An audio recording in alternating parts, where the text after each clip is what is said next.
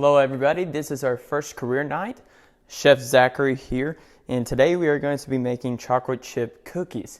So here's a list of the ingredients you'll need in the order that you're going to mix them in our mixing bowl. So you'll need half a cup of butter, or 1 stick of butter. Now you want this softened because if not, it's going to be really hard to mix and cream with our sugar. So you want this to be sitting out at room temperature for at least 2 hours.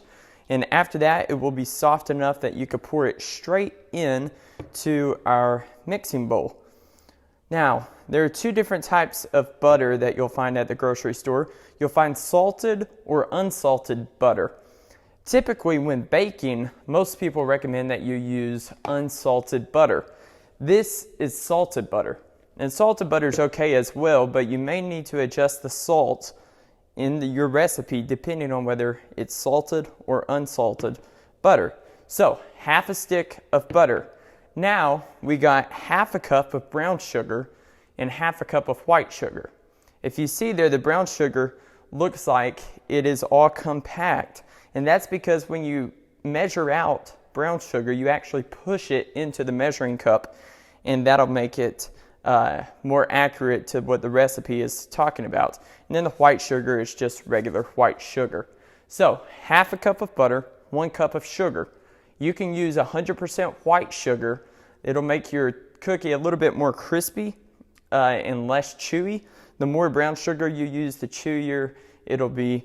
So I like to use just half and half, but you can really experiment with that however you like it. So we have the sugar and the butter in the bowl. And now what we're going to do is what you do in any cookie recipe. The first thing you do is cream the butters and the sugars together. You want them to mix and become one, I believe the term is homogeneous mixture.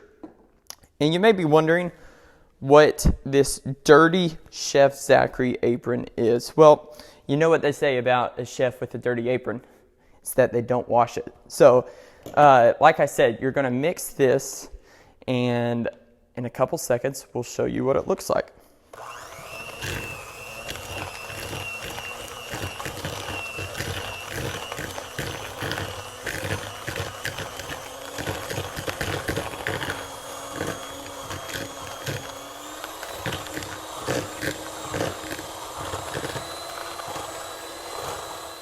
So when you're done mixing, this is something that it should look for. If you could see, you cannot tell that there are any chunks of brown sugar. There was a chunk, I actually just took it out. If you see a chunk, you can either try to break it up, or in this case, I just removed it.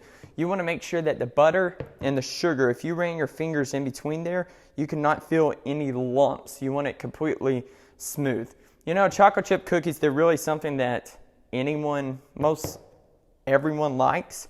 But everyone likes a different version of chocolate chip cookies. So if you type in on Google, if you do just a quick Google search, you'll see a billion recipes that they all say this is the best recipe. There's really no best recipe. There's really no best anything. It's all just preferences in any food, any part of life. You'll always see restaurants that say we have the best chicken fried steak in town. No. It's not true. Maybe to one person it's true, but all the best are just preferences. So find a chocolate chip cookie recipe that works for you. This is the one that I've kind of adapted, and is the one that I prefer. It's probably not the best cookie I've ever had, but it's better than most, and it's super simple to make. So we got the butters and the half a cup of butter and the half a cup of sugar, brown and white, mixed up. The next thing we're going to do is add 1 egg. Now at the grocery store, you'll see egg cartons that say medium size egg, large, or extra large. And typically, or sometimes even jumbo, or a little bit different variations. Typically when baking, you're going to be using a large egg. So this is what we have right here.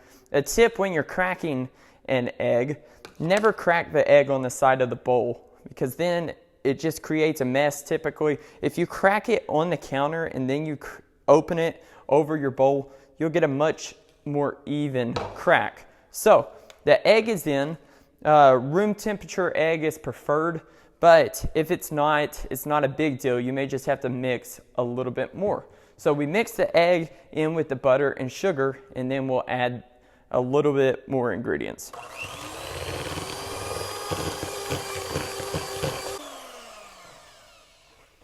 Okay, that's about good.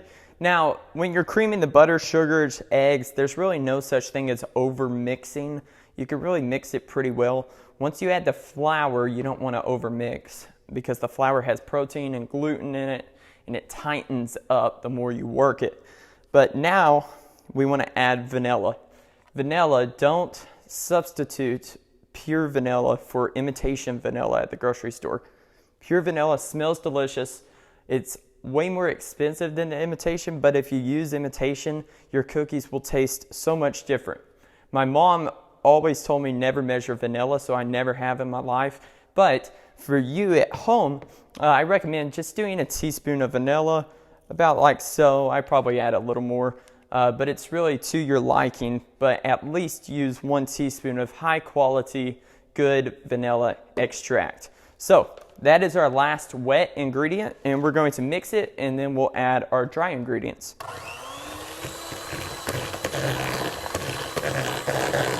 Okay, so the wet ingredients are all added. If you remember, half a cup of butter, half a cup of white sugar, half a cup of brown sugar, 1 egg, 1 teaspoon vanilla. And now we're going to add our dry ingredients. So right here we have a half teaspoon, just a half teaspoon of baking soda, a 1/4 teaspoon of baking powder, and a half teaspoon of salt. So the baking soda and the baking powder, it's what makes the cookie rise. So using both of them, it'll actually rise 2 different times in its cooking process. When you take it out of the oven, it's actually, these cookies are going to be pretty puffed up, but then once they cool, they settle down a little bit and they turn out very, very delicious. So half a teaspoon of soda, half a teaspoon of salt, and a 1/4 teaspoon of salt. And we'll just put that into our dry ingredients there. So we've added those 3 things to 1½ cups of all-purpose flour. Rarely will you see a cookie recipe that uses cake flour or bread flour or something else. You want to just use all-purpose flour typically. And now we'll just simply add our dry ingredients to the wet ingredients. And this is where you want to make sure that you don't over mix. If you over mix, the cookies will tighten up. So you just want to mix until it is just combined, just barely combined, and then we'll add the good stuff, the chocolate.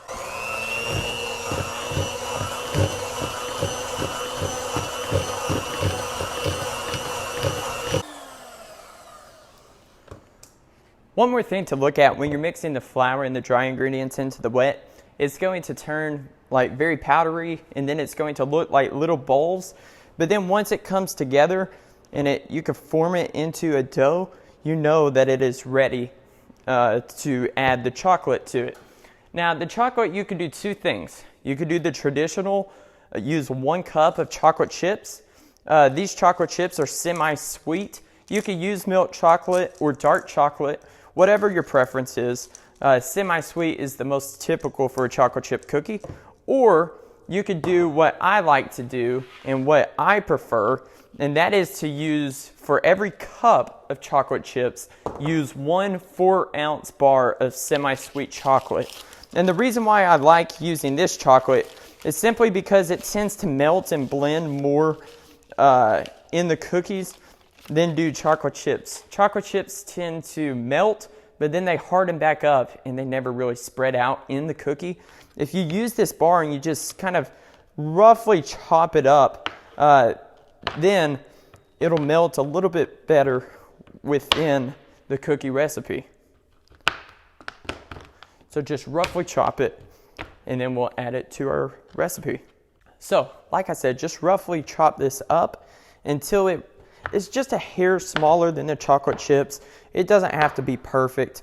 Something like this will do. You just want to eliminate the huge chunks. But I prefer using these because it really does just blend a little bit better within the cookie recipe.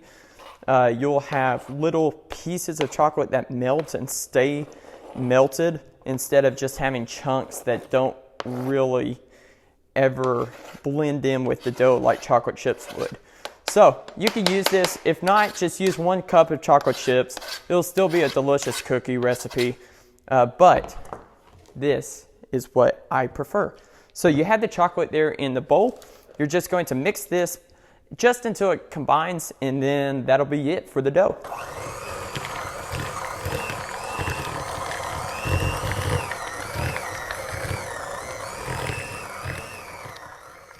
So we have our cookie dough made. Now you want to make sure to go ahead and preheat the oven. And while you're preheating the oven, just stick this in the refrigerator. Most people say that the longer you stick this in the refrigerator, the better the dough tastes. I'm not sure if I agree with that, but that's probably just because once I make this dough, I want to eat it immediately, and I don't want to wait and keep this in the fridge. But stick this in the fridge for about 30 minutes, let your oven preheat, and then we'll come back and roll it out. Okay, so our dough has been chilling for about 30 minutes. The oven was preheated to 350 degrees.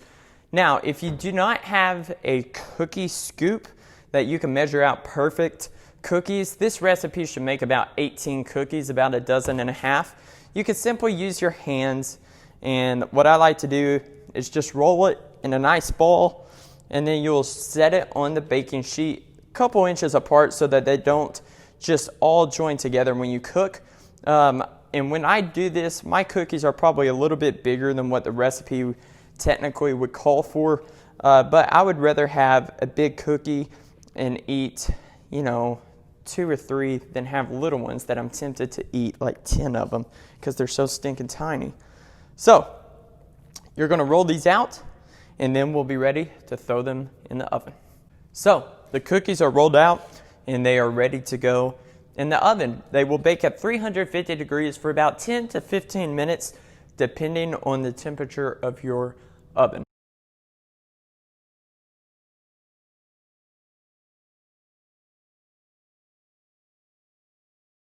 So about 15 minutes later, our cookies are out of the oven. As you can see, they're pretty big cookies, so they took a little bit longer than the time that yours will most likely take. Now, typically in a cookie, you'll want it to rest on the baking sheet that you take it out. The baking sheet that it bakes on, you want your cookies to rest for about 3-4 minutes, and then you transfer them to a cooling rack. If you don't have a cooling rack, I recommend you pulling the cookies out of the oven just a hair before you think they're done, because they're going to continue to bake while they're on this very hot pan. So once they're out of the oven, you could just let them sit for about 10 minutes, and then they'll be ready to enjoy. One thing I didn't say before is that if you don't want to wait to eat your cookies, you can preheat your oven to 350 before you start baking, and then as soon as your mixture is ready, you don't have to refrigerate it. You can actually just throw it straight in the oven and it will be delicious. Knowing me, that's what I typically do because I hate waiting around for cookies. So 10 minutes and then they'll be ready to enjoy. So it's been about 10 minutes. And I am going to use this little spatula to take these out of the pan and send them onto the platter. And then we will taste them to see how they are. They look delicious. They smell fantastic. Look at this. It's a beautiful cookie. Soft in the middle, crunchy, crisp on the outside. It's the way I like them. If you don't like them to have any crunch, just pull them out of the oven a little bit before they're actually ready. If you like them to be crunchier, then just leave them in a little bit longer. I wouldn't recommend cooking them too long just because this cookie recipe specifically is better if they're just crunchy on the outside and chewy on the inside. They look delicious. This recipe made 15 really large cookies. Like I said, it's probably supposed to make 18, maybe even make 2 dozen, 24 more normal sized cookies, but we're in Texas. Everything is bigger. Some say better, but I'm not sure about that. It's bigger for sure. And delicious. Different uses for chocolate chip cookies. Get a scoop of vanilla ice cream and make a cookie sandwich, or just put the make a cookie sundae, or you can get the chocolate chip cookies and make a quick icing and put the icing in between two cookies and make a doozy sandwich. There's endless possibilities for chocolate chip cookies. They're very delicious. So I can't wait any longer, and I'm sure you can't if you made these at home. I hope that they turned out like these did. I'm going to take, let's see, this one right here, a little bit of chocolate there. I'm gonna go in for the bite.